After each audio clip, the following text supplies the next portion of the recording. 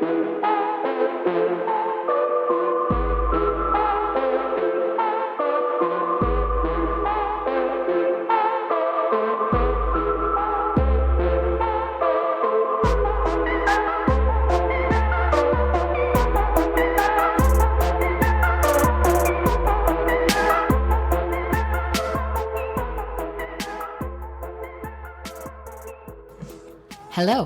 Hello. Welcome back to another episode of Wicked Mysterious. I'm your host, Katie. And I'm Danie. And this is episode 23. Wow. Can you believe it? Don't say it. Don't say it. I can't believe it, though. I know. It's been great fun. All right. So before we get started today, I have a couple quick announcements. So this is some housekeeping shit, but I will try to keep it very short. And I hope I can put timestamps in here. So if people want to skip our stuff at the beginning, they can. Getting fancy. Yeah, we'll see. We'll see. No promises, but I'll try. So we've seen a lot of new listeners, I think, from Facebook. Yep. So Facebook miraculously decided they were going to push our page to new people. And we gained like 17,000 followers in like 10 days. It's awesome. I'm very excited about that. Yeah, our little success is extremely exciting for us. It really is. So we're officially monetized through Buzzsprout, but it's like 1 cent per download. It's a step, though. It is. It is. So, yeah. And so, thank you to the new Facebook followers, if you're one of them. Thank you. Yes, thank you so much. But it is nerve-wracking because people are so mean online. So it's a challenge for me to stay nice and funny. I try. It's not so much like caring what anybody thinks, but it's more like not getting aggravated with how dumb some people are sometimes. Yeah. So you do good. It's Danie that does all the commenting. it is. It's me. Unless it specifically says Katie, it is me. I will take that. Yeah, she's the cocky, funny one. I don't think I'm cocky. No, you're just like witty. I try not to be cocky anyway. You're funny cocky. I try to be funny. I don't try to be cocky. But because you're putting your beautiful face out there. No, some kid said that I looked like a crackhead. And in the video, one of our videos, sorry, completely off topic, one of our videos has like 200,000 views, which is terrifying. And I think that's why we're so nervous to record right now, because like it's just mind-blowing the size of our audience now, and it's scary. Yeah.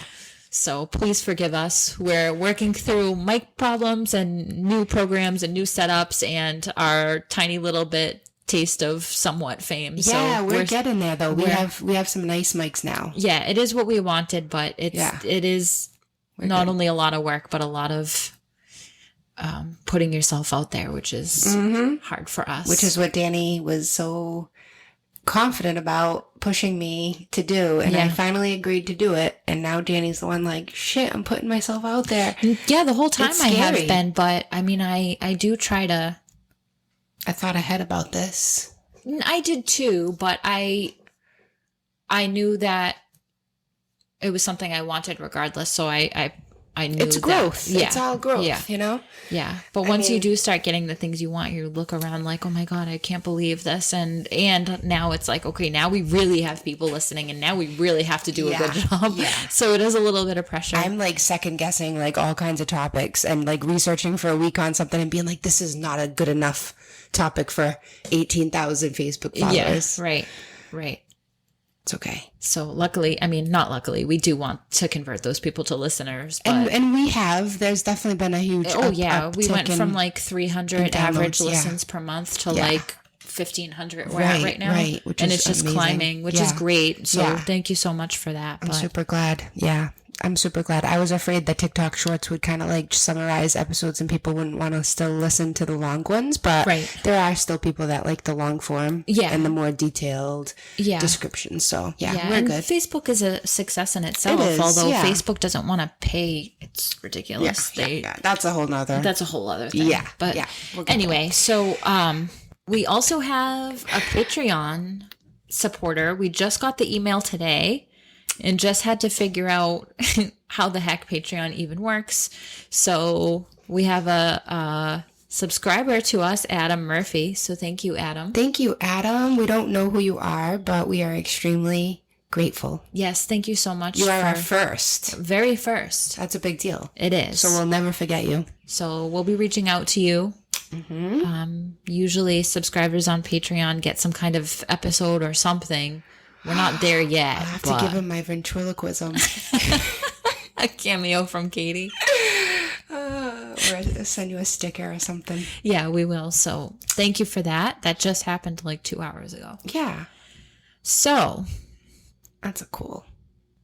Also, I was thinking about starting a Facebook group. Like a discussion area. We have a lot of people that are commenting and asking questions and giving us other topics to cover. So I thought like one place might be cool for that. Also, we wanted to say thank you to our loyal fan base who we've had since the start. So that's Ashley P, Ashley G, Chris F, Shane C, and SFT, who's our super fan Tom from the UK. Yeah, hopefully you're still out there, Tom. Yeah, he's off Facebook now, so I hope he's still listening. If you're out there, Tom, send us an email. Let us know you're alive. Yes. And also, if anybody does want to email us, it's wickedmysteriouspod@gmail.com. And I have a couple of fans, Miles S. and Chad C. Where we don't forget you guys. We love our friends and our listeners. Yes, thank you so much. Yeah, thank you. Oh, wait, and Frankie P. Gotta give you a shout out, man. There's your shout out. Yeah, there's your shout out. Sorry. Okay, back to this episode. All right.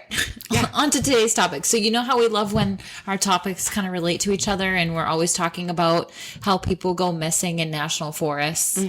And remember how in the Staircases in the Wood episode, Staircases in the Woods episode, we talked about the idea that there's some sort of portal maybe in these areas. Yes. And that maybe that's why they protect all of the land surrounding these portals so that people won't venture into the deep wilderness. Yep. So I have a new theory.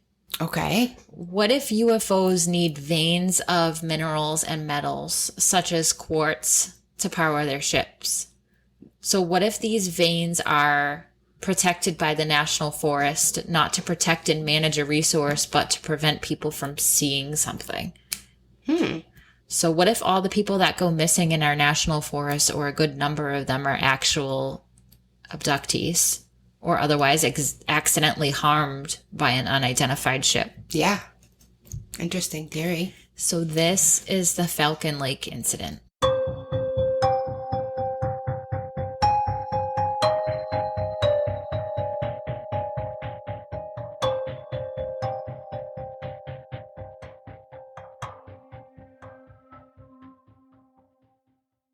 Ooh.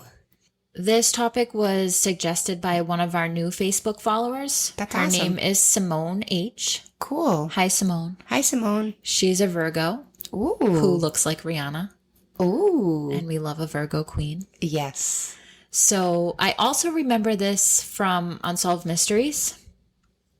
So let's get into it. I'm excited. I've never heard of it. Stefan Michalak, who we're going to call Steve for this episode. Why?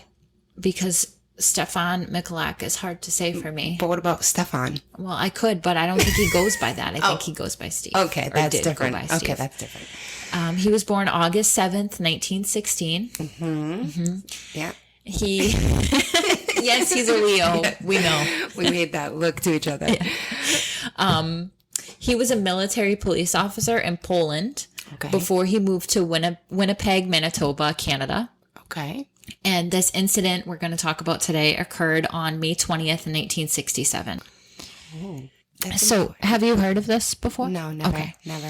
So Steve was an industrial mechanic in a cement plant. He described himself as an animal and nature lover so much so that he even loved rocks. He found a hobby in geology, and he enjoyed prospecting for gold, nickel, silver, and quartz. On weekends, he often took the hour-and-a-half drive east from Winnipeg to Falcon Lake to prospect. He knew that the wilderness surrounding the Falcon Lake area was part of the Canadian Shield. A shield in geology is an area of exposed crystalline rock that's 570 million years old. At the time this incident occurred, Steve was investigating a large vein of quartz, prospecting for nickel. He was interrupted by a flock of geese on the lake that were disturbed by something and made a bunch of noise as they flew away. So when he looked up, he saw 2 UFOs about 150 feet away from him. He described them as, quote, cigarette-shaped things with a hump in the middle. I have chills already. He stated that one of the ships remained hovering in the air and the other landed in front of him. The ship changed color before his eyes from red to gray and glowed a yellow-orange color around it. So this glow was almost like emanating from it. Huh. His first instinct was that this was an experimental ship from NASA or another part of the U.S. government, which I thought was weird because he's in Canada and assumed that this was a U.S. government ship. Well, maybe because it didn't look like what he's used to seeing, so he thought it was... Why not think it was a Canadian? I think it just goes to show that even people in other countries know that our government is up to something, even back in the 70s. Yeah. Off topic, not really off topic, but I sent you a video of an unidentified object flying through the sky and you laughed at it. Why? Because it had red and blue lights and had wings like a plane. It had red and blue and green, I thought, and it was like, it looked more like a cylinder than a plane from what I could see. I was really into it. And then someone else on Facebook also posted, and it went viral recently, about that same night, something seen in the sky, but everybody was laughing at it. Yeah. So, but it didn't look like a plane to me. Oh, when I saw it, I thought it was just a plane. And I didn't even think about it. I was like, she laughed. Sorry. Does she not think I'm serious right now that I just saw another UFO? I didn't think you were serious. Yeah, I really thought it was a plane. It probably wasn't a UFO, but it's a UFO to you weird. Because it was unidentified to you. And it changed positions weird in the sky too. I should have kept continuing the recording, but I didn't. Anyway, you'll have to post the video. Yeah. We'll get some feedback on it. I'm going to be laughed at. It's all right. All right. I'm laughed at every day now. Yeah, you are. It's all good. It's all you. His first instinct was that this was an experimental ship from NASA or another part of the U.S. government, but the ship had no writing or marking on it of any kind. In fact, the ship had a completely flawless finish with not a single mark or seam in it. It was more glass-like than metal in appearance. He also could smell sulfur. So there was a door on the ship that slowly opened, and he reports hearing a high-pitched beeping that sounded like there was a problem with the ship. He claims he heard human-like voices that were drowned out by the sound of the beeping. There were also 2 distinct voices, one with a lower pitch than the other. Steve immediately started teasing whoever was on the ship. He was still thinking that this was a U.S. government ship, so he yelled out, "Hey, Yankee boys, seems to me like you're in trouble." The 2 voices became silent, but no one responded, so he yelled greetings in Russian, Polish, and in German. At this point, when he got no response again, he looked inside the little door to the ship, and inside he saw a blinding light. He was wearing these safety glasses. They were actually welder's goggles that have that visor on it, so he flipped the visor down over his eyes, and he was able to see into the ship before the door closed. Inside were panels with different colored lights and vertical beams of light. He then touched the outside of the ship, and it melted the glove on his hand. Whoa. He could hear whirring sounds of an engine and hissing sounds like air escaping from an engine coming out of the ship. That's super brave of him to touch the ship. I'd be afraid of radiation or something. Yes. Yeah. So, yeah, something like that does happen to him. Oh, boy. What a dummy. Sorry. Yeah. So the craft after he touched it, suddenly began to move. It was spinning counterclockwise.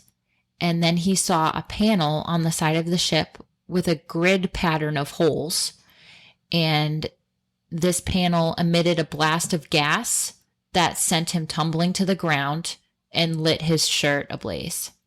Steve ripped off his shirt, and as the craft lifted off the ground, Steve ripped off his shirt as the craft lifted off the ground only about 40 feet before disappearing in front of his eyes. Stephen decided it was time to go home and attempted to make his way out of the forest, but his compass seemed to be broken. The needle was spinning all over, and he started to feel strange physically. He had spots in his vision from looking at that bright light in the ship, so he couldn't really see that well. Mm-hmm. And he was also extremely dizzy and vomited multiple times. On his way back to his hotel room, he met RCMP Constable Solotki, who assumed Steve's stupor was because he was drunk, but noted that he did not smell of alcohol. Now, Stephen said that the officer was dismissive of his claims of seeing a UFO and did not offer him assistance, but the officer said he did try to convince Steve to go to a local medical center, which Steve declined. When he eventually did get home, he immediately went to a medical center where he was diagnosed with burns on his stomach, but doctors could not determine the cause of the burns. His reports of the UFO encounter made headlines. After going public with his story, he had to deal with a myriad of government branches and groups such as the RCMP, the Royal Canadian Air Force, the U.S. Air Force, the U.S. National Department of Defense, the Department of Health, and the Aerial Phenomena Research Investigation. The general consensus was that he was just some drunk guy imagining or hallucinating. Though most of these groups met Steve with disbelief, they still searched intensely, sending numerous helicopters to patrol. Stephen was too sick to be able to return to the area to join the agencies at the site. He suffered intense scrutiny from the media and the public and allegedly regretted coming forward at all. He claimed that his training as a military police officer taught him that the right thing to do was to report something when you see it.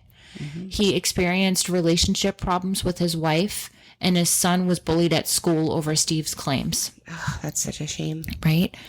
He stated numerous times that it was his belief that the craft was experimental in nature, either the U.S. government or another government, and he never claimed that he thought the UFO was from alien origin. Yeah, I mean, he did. He was talking to them in different languages. And yeah. So his whole thing up until when he died was that he never had no evidence that it was alien. Right. He still thought it was some kind of somebody's experimental ship. Yeah. Once released from the hospital, Steve's medical issues did not subside. He continued to experience flare-ups on the burns on his stomach, which had turned into thick scar tissue that he jokingly called his buttons. So for the listeners out there, if you look up Falcon Lake incident burns, there's tons of pictures of him in the hospital, and it's a grid pattern on his stomach, like his chest to his stomach. Interesting. A grid pattern. Yep. These burns were in a grid pattern that he saw on the ship, the grid that emitted the gas. Oh, shit. These burns would reappear on his body before blistering and healing over, but never fully went away, and he dealt with cycles of flare-ups for 2 decades until his death. Wow. The health problems he had after this event were extensive. He almost immediately lost 13 pounds and suffered from diarrhea, blackouts, and headaches. His white blood cell count dropped so low that he almost died. He sought help at the Mayo Clinic, who said he was mentally sound, but the Mayo Clinic doctors were concerned that he was suffering from radiation poisoning. However, testing proved he was not. Wow. He also began to smell like sulfur. His son said, quote, "When I walked into the bedroom, there was a huge stink in the room, like a real horrible aroma of sulfur and burnt motor. It was all around, and it was coming out of his pores. It was bad." Wow. End That's quote. crazy. Right? I'm looking at the grid pattern. It's crazy. Mm-hmm. Once his health allowed, Steve joined the search of the site. They discovered a 15-foot burned circle on the earth. They also discovered the presence of radioactivity both on the clothes Steve had left behind at the site and soil samples at the landing site. Steve's gloves and burnt shirt were studied extensively, but no one was able to determine the cause of the burns. Then, guess what? They lost those samples, the shirt and the gloves. Unbelievable. Radioactive metal that was found melted into cracks in the rocks was found a year later. It was never determined how the metal was melted into the rocks. However, on the Unsolved Mysteries episode, they state that they believed this metal was placed there either to perpetuate the story and kind of provide evidence where there wasn't any, in hopes to boost credibility where there was none needed. Skeptics will point to this as proof the entire incident was faked, all the way down to Stephen's burns, which they claim are an allergic reaction to something. They also state that Steve was inconsistent. The skeptics I'm talking about. The skeptics state that Steve was inconsistent with his stories and interviews, claiming that he had nothing at all to drink while staying near Falcon Lake, a claim that was proven false by the bartender at the hotel where Steve was staying. The bartender claims that Steve was drunk the night before the incident. So skeptics think the reason Steve made this up was to protect his prospecting site so that others were too afraid to go there. Steve passed in 1999. His son said, quote, "If Dad hoaxed this, remember we're talking about a blue-collar industrial mechanic. If he hoaxed this, then he was a freaking genius." End quote. Yeah. What do you think? I think that, like, it's his truth is real, you know, like, I think that it was definitely a UFO. Two of them, too. Yeah, two of them. And it's just insane that, like, it was landed when he approached it. One was hovering and one had landed. Yeah. And the noises were coming out of the one that was landing, right? Like it was something malfunctioned on the ship, which makes sense. He said the sound sounded like it was malfunctioning. Yeah. But then it took off right away, so weird. Yeah, I was just skimming through these different images and like the evidence of the shirt being burned, like the photo of the tank top he was wearing. It looks like a wife beater. Is that even the correct terminology for those tanks? I don't know. That's what I still say. But yeah, it's weird because you can actually see that pattern through the shirt, like the burn. Right. And I could have sworn I saw pictures. Yeah, I see the wife beater. The shirt that lit on fire looks like the wife beater. And I see pictures. Maybe the wife beater was under the shirt. It could be, but I see pictures of the gloves too. And it said that those were lost. I don't know if they're talking about the samples that they took from that were lost or if the actual items themselves were lost. But there are pictures of them online. Yeah, because I mean, they might have taken photos before they went missing, like before they were lost. It's just insane how much evidence does go missing. Oh, yeah. All the time. All the time. Yeah. It's crazy. Our little small town we live in can't even keep track of our maps that we need. Yeah. That's very true.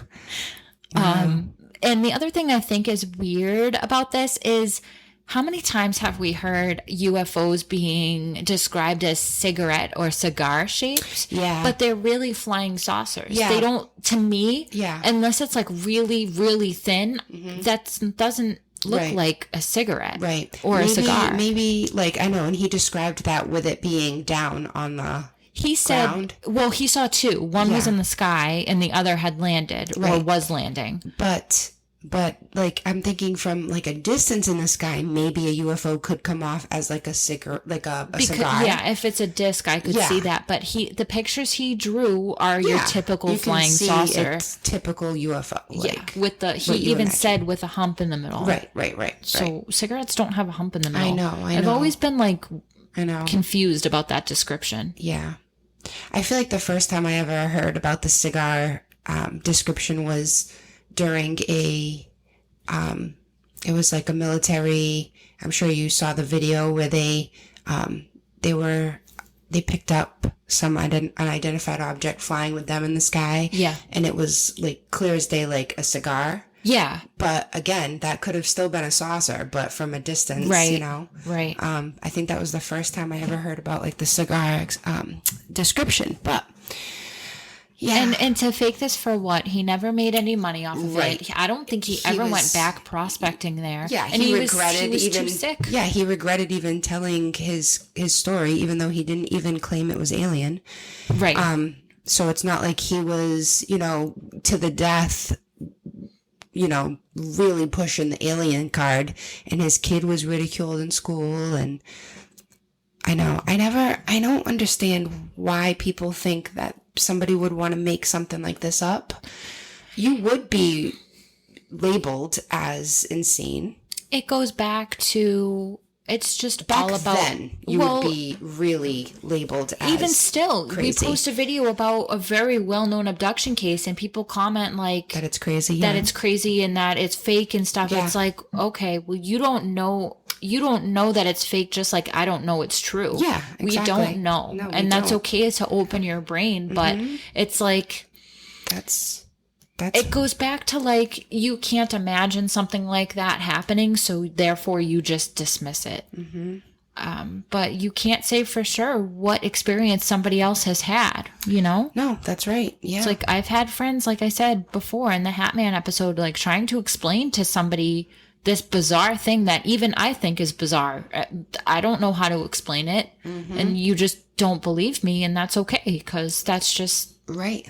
But a lot of people had that same experience, so it's more believable, you know? Hat Man? Yeah. Yeah, but at the time I had no idea that it was like a thing. But same thing with UFOs. Tons of people have had that experience, but the second you see one, you're crazy.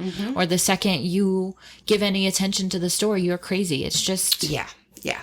Because people just have no way of accepting something they've never witnessed. Yeah, I think that he did run into... He was at the wrong place at the wrong time, and he ran into a UFO and some aliens, and he got hurt because he was stupid enough to touch it. I'm sorry, Stefan. But you don't ever touch a UFO. Like, get the hell away from that. Don't touch a UFO. You know? Bad idea. Really bad idea. No touchy. That's a good shirt idea. Yeah, it would be a good shirt. I love that.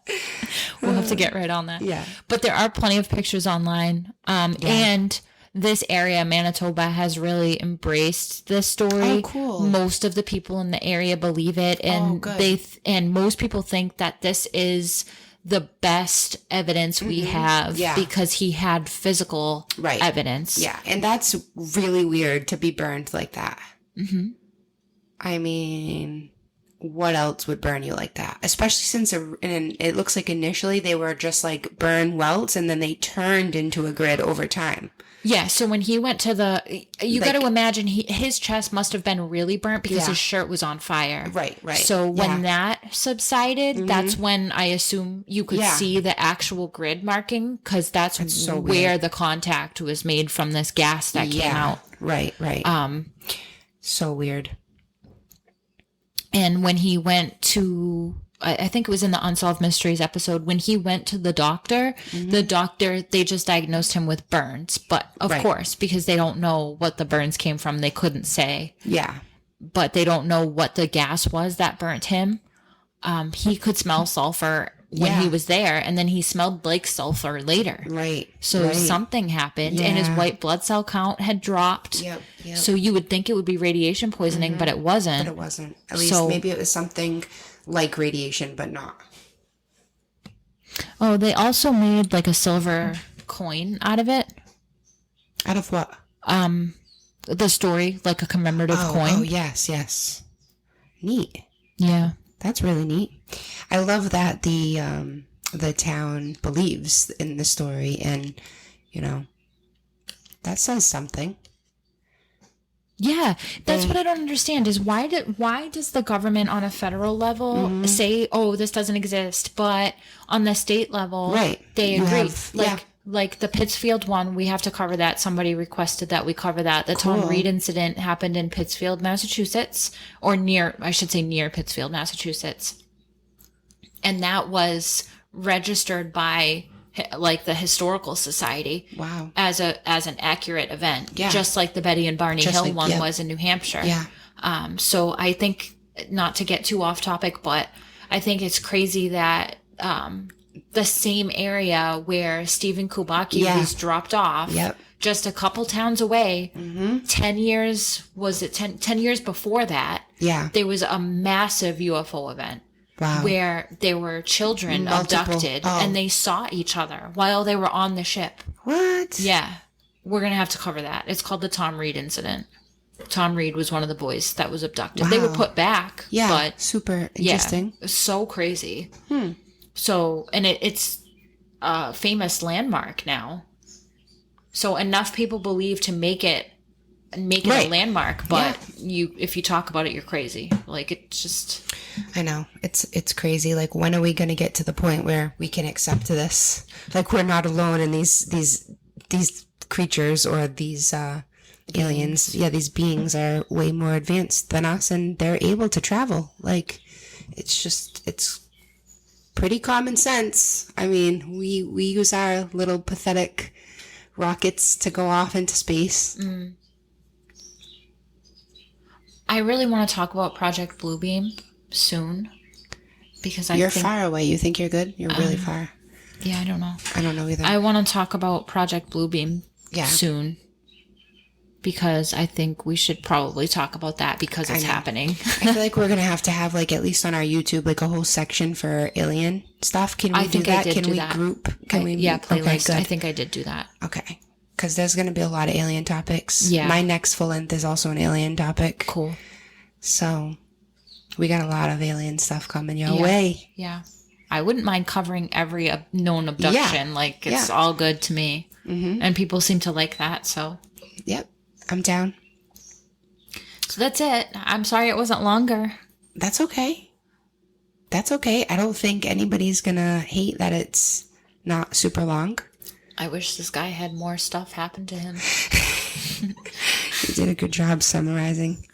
Yeah, I mean, that's really it. There wasn't really... I never heard of this story before, so... Yeah. Yeah, thank you, Simone, for the... Yes, thank you again, topic. Simone. That's awesome. I do really remember this from Unsolved Mysteries. Once she said it, I was like, oh, yeah, I remember that. That's so cool. Yeah. I love a good Unsolved Mysteries. Oh, my God. Man, nothing like it when you were a kid and then the theme song came on. I know. I used to watch it with my grandmother and I'd be like afraid to go down the hall to the bathroom. See, I was like that with Outer Limits. I was really afraid of Outer Limits, but Unsolved Mysteries, something about his voice was very soothing. I love his voice, but paired with the music, it's just, creepy. Even still the music, I'm like, why is this so scary? It's still so scary. Oh, that's funny.